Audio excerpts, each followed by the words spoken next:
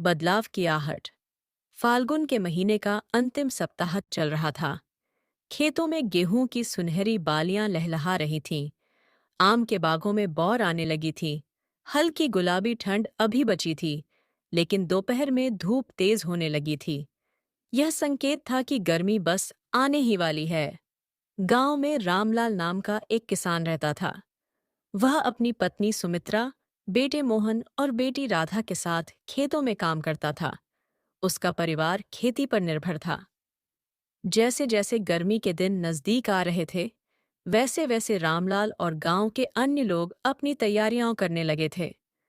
कुओं और तालाबों की सफाई शुरू हो गई थी, ताकि पानी की कमी न हो।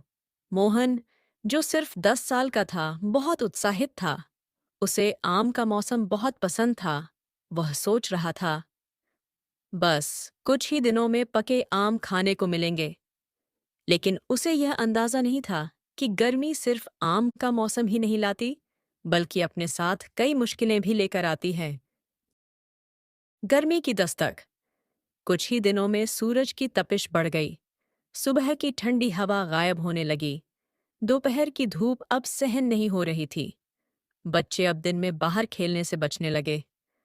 मोहन भी दोपहर में बाहर जाने की जिद करता, लेकिन माँ उसे समझाती, बेटा, धूप में मत जाओ, वरना बीमार पड़ जाओगे। गांव के बड़े बुजुर्ग बताने लगे कि कैसे हर साल गर्मी में पानी की किल्लत होती है।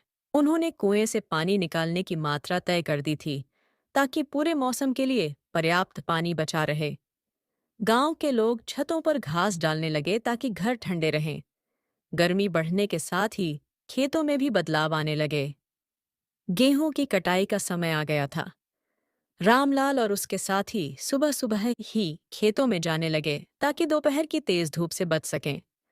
पशुओं के लिए भी पानी और छाया का इंतजाम किया जाने लगा। तीसरा भाग, गर्मी की चुनौती।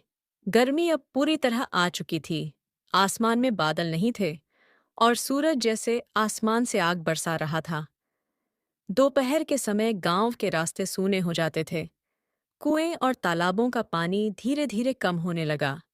एक दिन मोहन बहुत खुश था, क्योंकि उसकी माँ ने उसे बताया कि बाजार में अब आम बिकने लगे हैं। वह पिता के साथ बाजार गया और वहां से रसदार आम लेकर आया। उसने जैसे ही पहला आम काटा, उसकी खुशबू पूरे घर में फैल गई। मोहन बहुत खुश था, लेकिन तभी उसके पिता ने कहा, बेटा, गर्मी सिर्फ आम की मिठास ही नहीं लाती, ये हमारी परीक्षा भी लेती है। हमें सावधान रहना होगा। गांव में कई लोग लू की चपेट में आने लगे थे। डॉक्टर ने सबको सलाह दी कि दिन में बाहर निकलने से बचें और खूब पानी पिएं। घरों में मटके रखे जाने लगे ताकि ठंडा पानी मिल सके। महिलाएं बेल और सत्तू का शरबत बनाने लगीं ताकि गर्मी से बचाव हो सके। चौथा भाग, गर्मी से निपटने की तैयारी।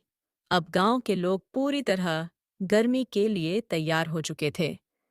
किसान अपने खेतों में सिंचाई करने का समय रात और सुबह कर चुके थे, ताकि पानी कम खर्च हो और फसलें बची रहें।